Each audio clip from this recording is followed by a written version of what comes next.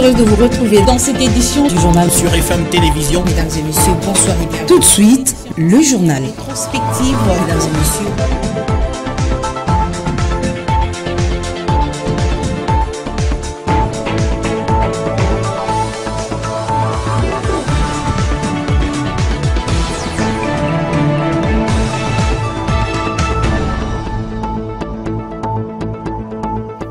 Merci de rester fidèles à la FM Télévision, mesdames et messieurs. Bienvenue dans cette grande édition du journal. Le chef de l'État a présidé hier lundi à la Cité de l'Union africaine la table ronde RDC-Nigeria pour booster l'entrepreneuriat et les affaires, opportunités et modèles pour la création des champions nationaux congolais.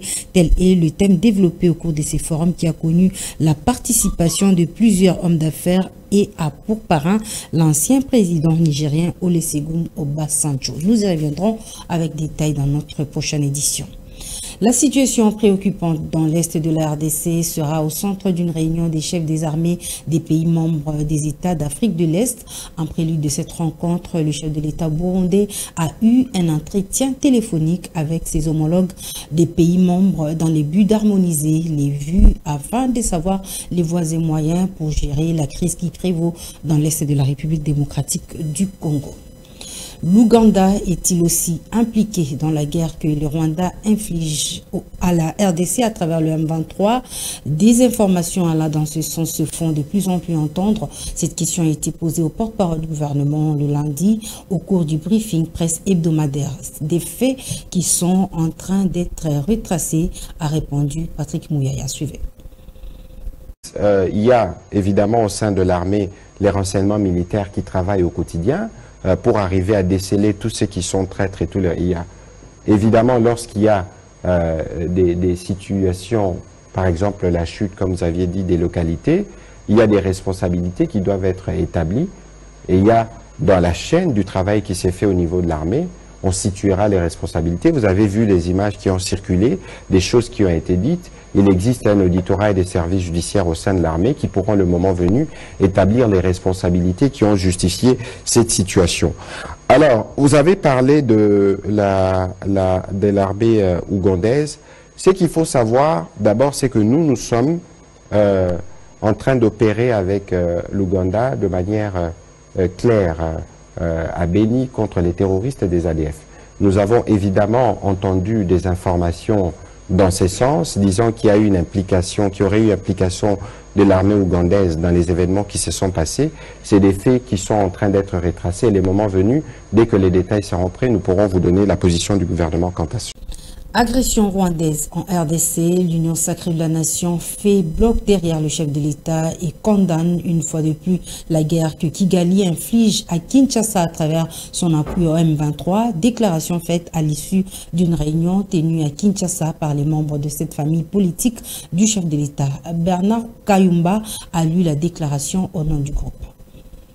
Dénonçons et condamnons l'agression, les tueries barbares, les massacres, les destructions et les déplacements de centaines de milliers de femmes, enfants et vieillards perpétrés par le Rwanda à l'Est, notamment dans la cité de Bunagana, en territoire de Rutshuru.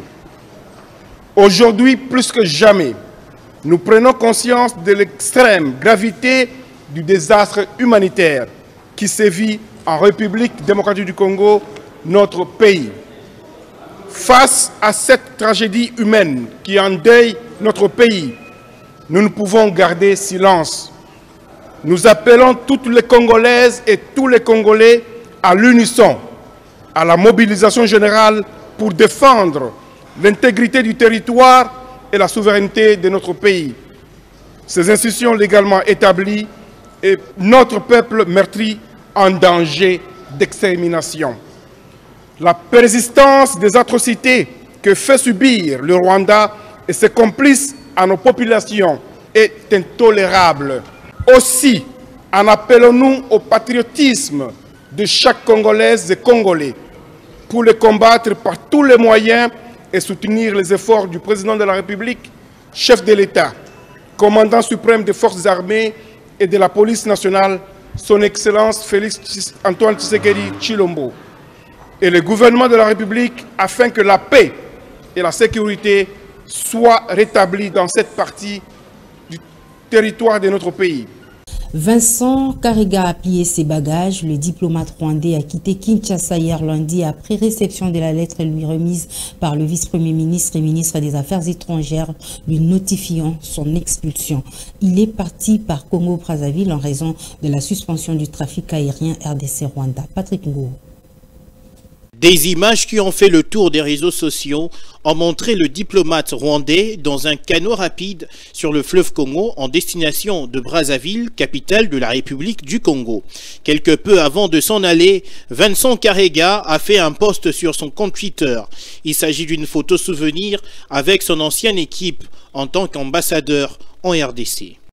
Photo souvenir avec mes collègues d'ambassade avant de quitter Kinshasa. Nous sommes ensemble. Merci pour tout.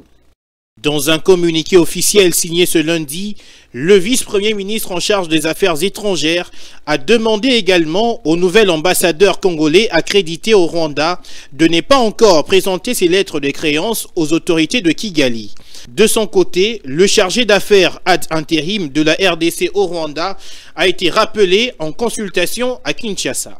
Ces événements sont la preuve de la crise persistante entre les deux pays voisins. La RDC continue à dénoncer le Rwanda qui soutient les rebelles du M23. Et retenez que les FARDC ont repris les opérations conjointes avec la MONUSCO. C'est ce qu'a annoncé hier lundi le porte-parole du gouverneur militaire du Nord Kivu dans le but de combattre efficacement l'ennemi. Le général de brigade Sylvain Ekenge a invité en même temps les organisations de la société civile à cesser d'organiser des manifestations publiques. Je vous propose de l'écouter.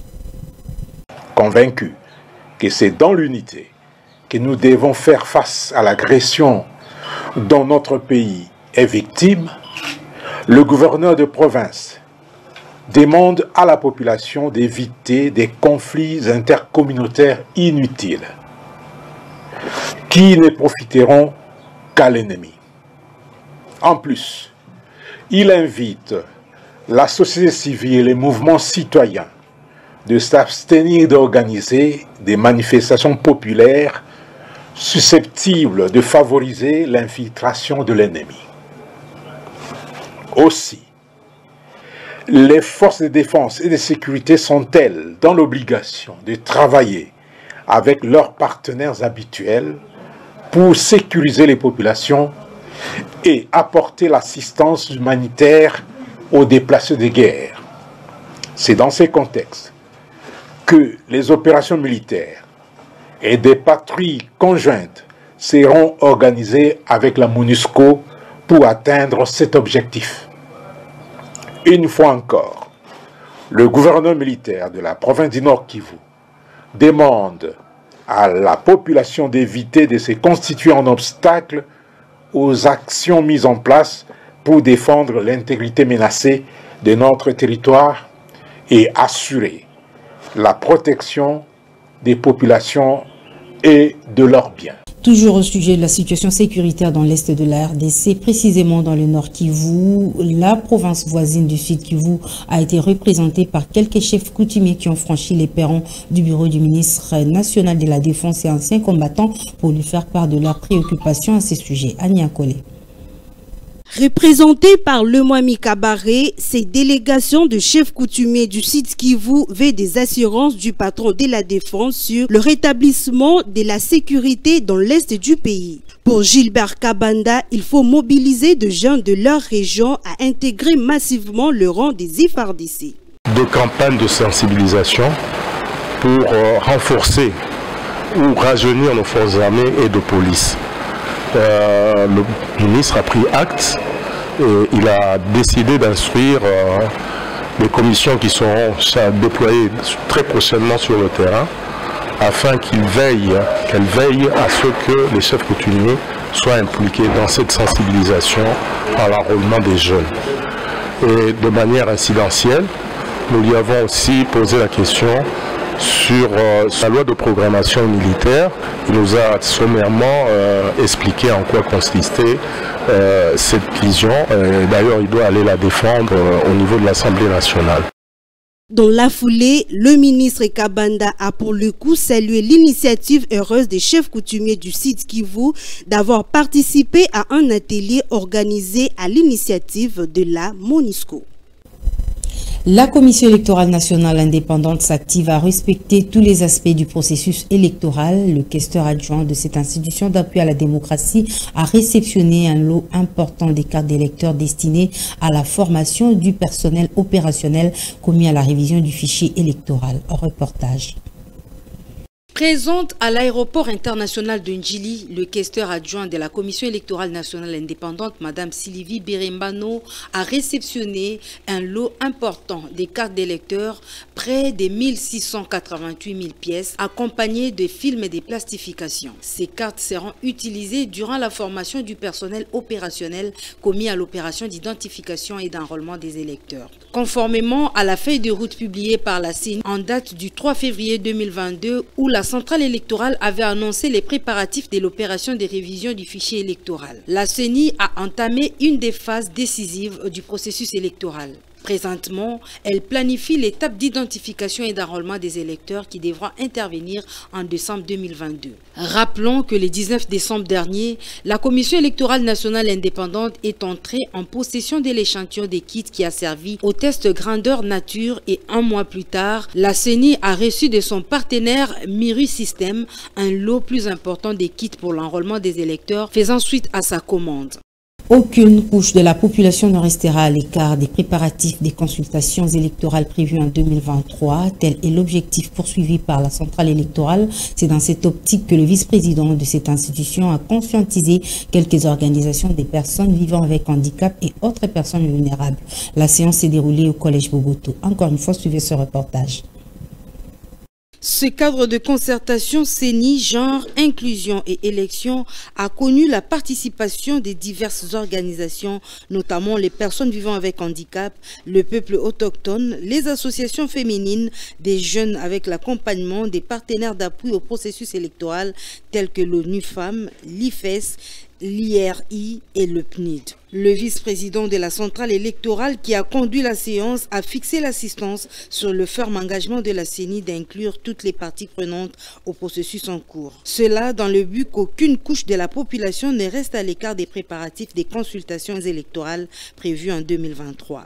La CENI est résolument engagée à tout mettre en œuvre pour accomplir la mission légale qui lui est confiée, celle d'organiser en toute transparence, neutralité et impartialité des scrutins libres, démocratiques, transparents et apaisés. Pour y parvenir, la CENI a développé des outils essentiels à savoir la feuille de route du processus électoral 2021-2027, publiée le 3 février 2022. Ce document public accessible à tous, retrace de manière claire et séquentielle la périodicité d'exécution des opérations pendant la période préélectorale, électorale et même post-électorale.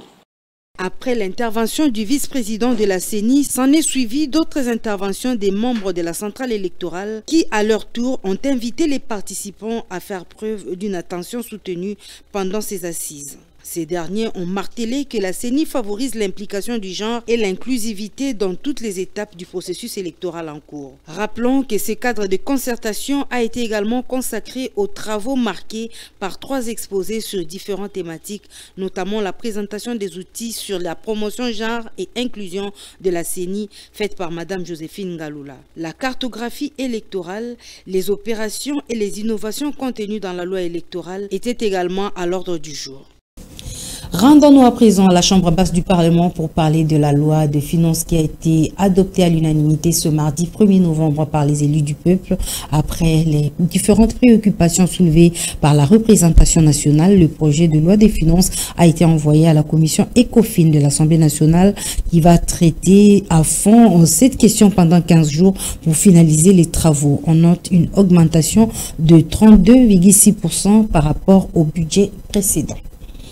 Les initiatives de contrôle parlementaire se multiplient à la Chambre haute du Parlement. Les sénateurs tiennent mordicus à avoir une lumière sur la question socio-économique du pays. On en parle avec Fifi Kalungwe. La session de septembre, bien qu'étant budgétaire, n'a pas épargné les élus des élus à multiplier des initiatives pour chercher à en savoir un peu plus sur les questions socio-économiques qui préoccupent en République démocratique du Congo.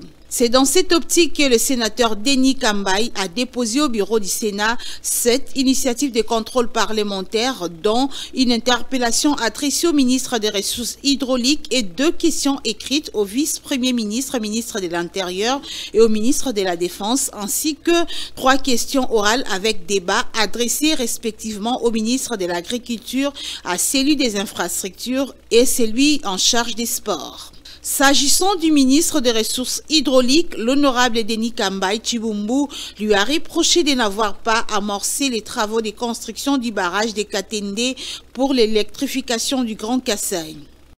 C'est tout ce que nous pouvons faire comme travail. Nous n'avons pas de prison pour mettre les membres du gouvernement, mais conformément à l'article 100 de notre Constitution, nous ne pouvons que contrôler ce que l'exécutif fait. La structure ou l'institution qui doit faire ce travail de terrain par rapport à que demande le peuple s'appelle le gouvernement. Et nous, en tant que parlementaires, nous ne pouvons que contrôler ce gouvernement pour savoir est-ce que le gouvernement fait son travail ou pas. Et nous allons rentrer d'ici là en vacances parlementaires. Le peuple nous posera la question, vous étiez là, qu'avez-vous fait? Il y a des conséquences. C'est de dire à un membre du gouvernement, soit il est à sa place ou il n'est pas à sa place. C'est ça la finalité d'une interpellation. Sachez par ailleurs qu'en dépit des actions de contrôle parlementaire initiées par les sénateurs Denis Kambaï, plusieurs autres initiatives parlementaires ont été entreprises par des sénateurs à l'endroit de quelques membres du gouvernement central.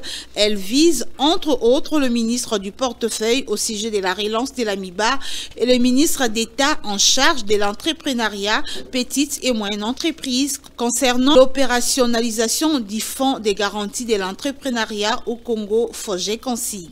Société à présent, pas de table pour mieux exercer les activités commerciales. C'est l'inquiétude des vendeurs et vendeuses du marché Makala dans la commune qui porte le même nom. Le cri de détresse de ces vendeurs ont été enregistrés par Annie Akole et Papi Vangou. Le marché Makala présente déjà une mauvaise image. On y trouve des tables dans de mauvaises conditions et qui ne correspondent pas aux marchandises. On parle aussi des carences des tables. Bref, c'est ce qui fait que certaines vendeuses préfèrent vendre à même les sols et même près des caniveaux, ce qui risque d'affecter leur santé.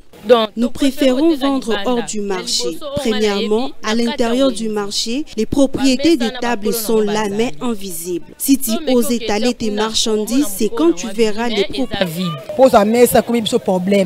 Pour avoir une table, c'est compliqué et il faut payer une somme de $40. Où trouverons-nous cette somme? D'ailleurs, le marché n'a rien d'intéressant. Très en colère, les vendeurs se sont décidés de décharger les autorités. On ne voit personne à part le chef du marché qui s'occupe de nous. Les autorités, on ne le voit pas et on ne les connaît pas. Les députés de ces pays sont vraiment des menteurs. Quand ils viennent, ils nous donnent que les sardines, les sacs de riz, mais ils n'arrangent rien. Une fois au pouvoir, ils nous abandonnent. Amélioration de la situation, c'est tout ce que ces vendeurs espèrent. La route du village Lutendele, située dans la périphérie de Kinshasa, précisément dans la commune de Mongafula, est en état de délabrement très avancé, une situation qui déplore les usagers de cette route. Encore une fois, je vous propose ce reportage de Lionel Ngolo et Florent Okita. Dévisagé, dégoûtant et défectué, voilà les mots pour décrire l'état ignoble de la route du village Lutendele dans la commune de Mongafula. Une situation qui a duré, confortant même la population de ce coin de la capitale à beaucoup de difficultés, surtout après la pluie qui occasionne l'augmentation du prix des transports et tant d'autres. Ceux qui osent à niveau Mboudi, Ozoya Lutendele, Dès que vous êtes au niveau des Mboudi vers le Tendele et que vous voyez la pluie, directement vous avez peur parce que les prix du transport augmentent sur les champs. Suite au mauvais état de la route, du coup les prix de la moto passent de 2000 à 3000 francs. Si vous n'avez rien, vous risquez de faire marche à pied.